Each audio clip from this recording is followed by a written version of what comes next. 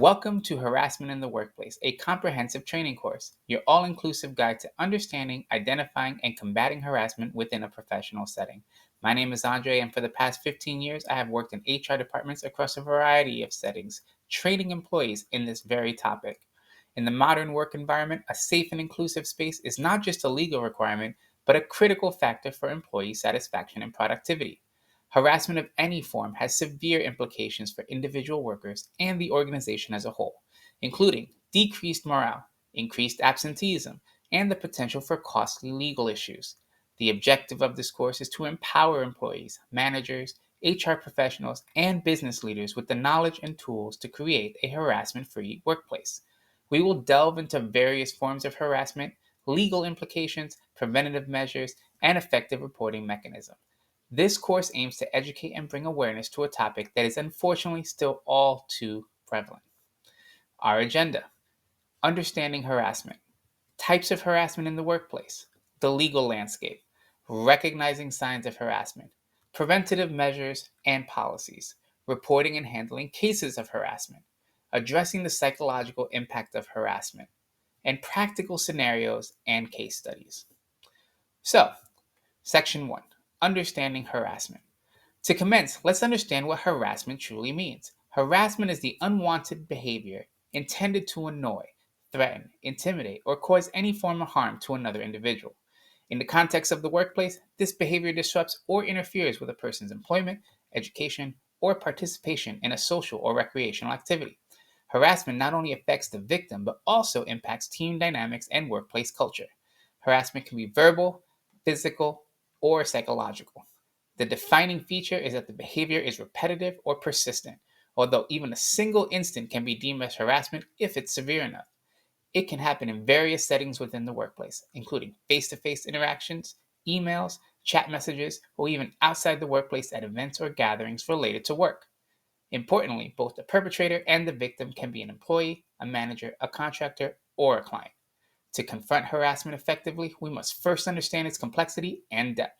Comprehending the definition is the first step in recognizing, preventing, and addressing harassment. Section 2: Types of harassment in the workplace. Harassment can manifest in many forms and might involve varying degrees of subtlety. Let's explore the main types.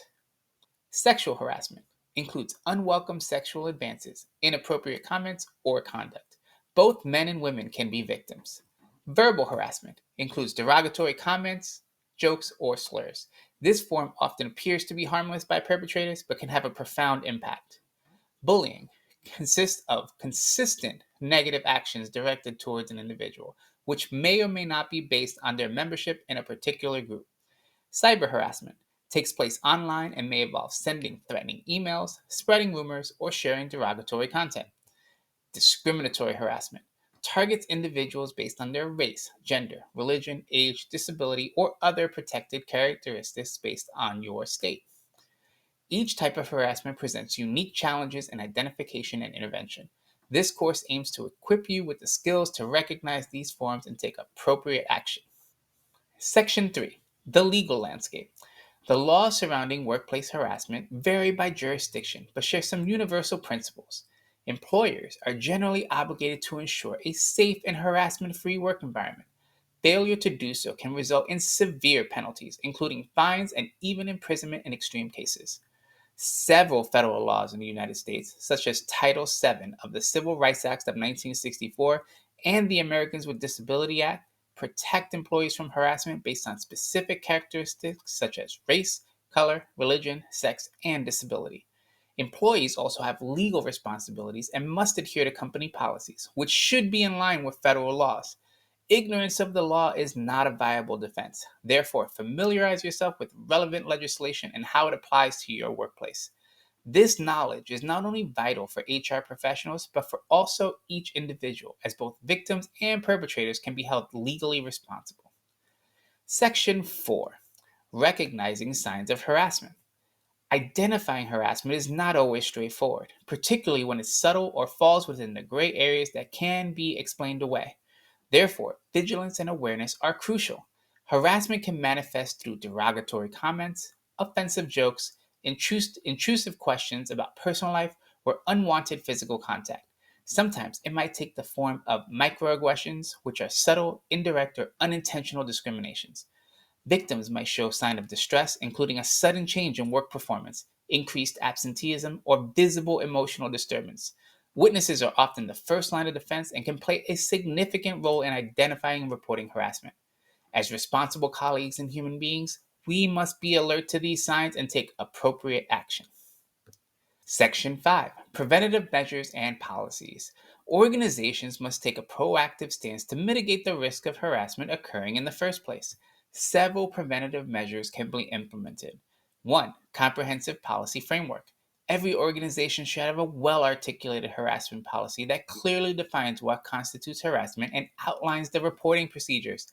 This policy should be easily accessible to all employees and most likely is found in your employee handbook. Regular training. Anti harassment training should not be a one off event, but an ongoing process. New employees should undergo this training as part of their onboarding, and refresher courses should be mandatory for all employees at regular intervals. Open communication channels. An environment where employees feel comfortable discussing concerns without fear of reprisal is essential for prevention. Various reporting channels like anonymous hotlines or third party mediators can facilitate this. Leadership role.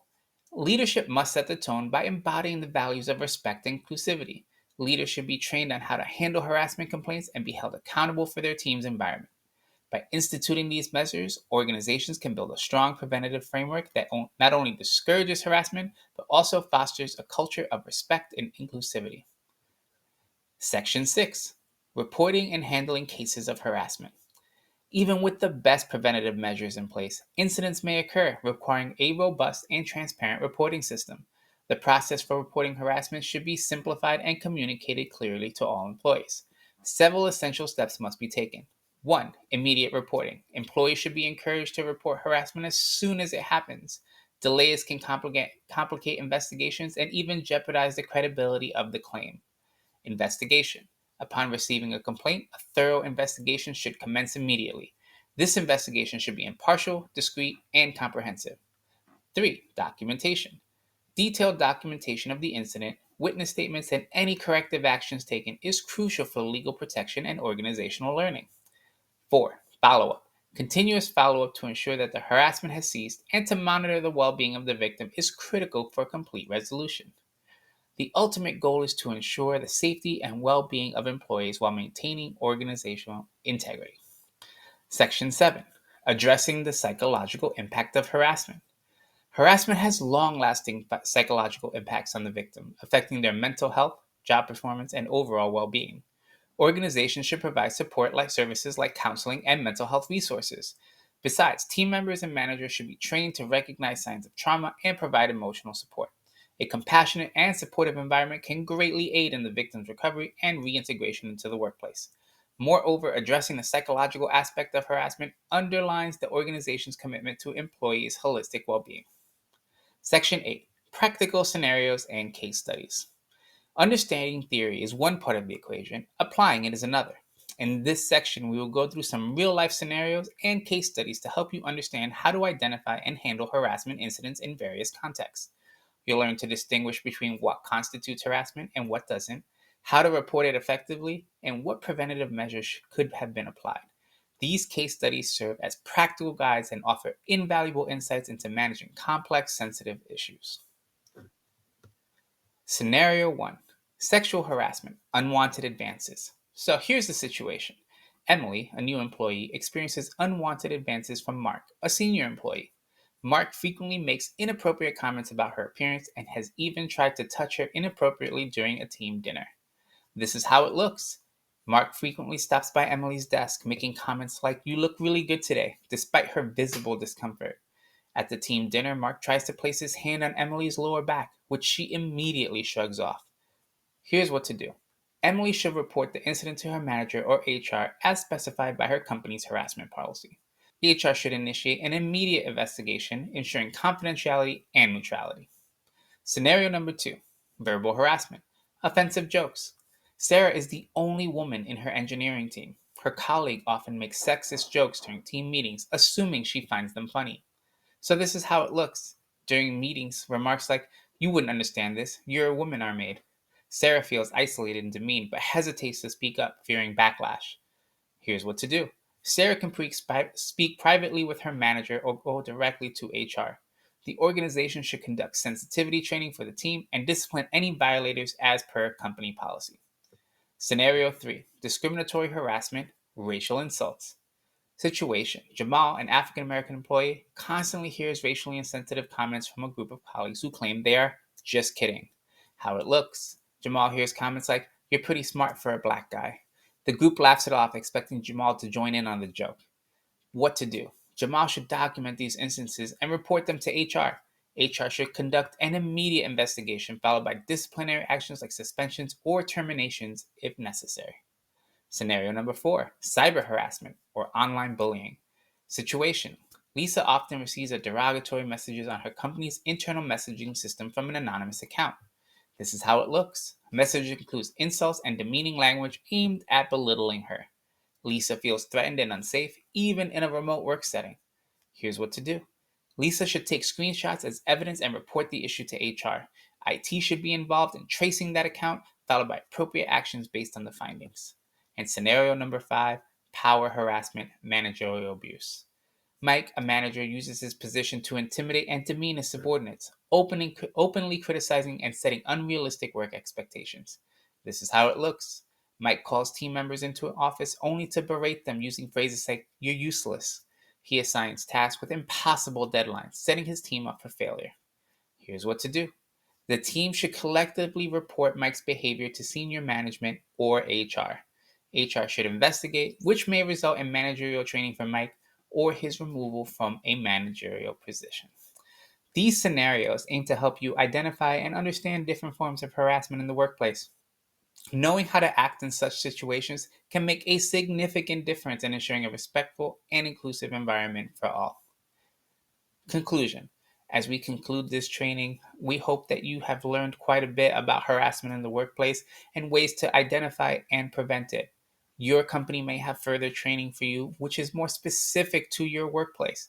This should just be a general guide to show you what are some things that we should be looking for in our workplaces to make sure that they are as safe and harassment free as possible. If you like this content, please consider subscribing to the channel, and thank you and have a great day.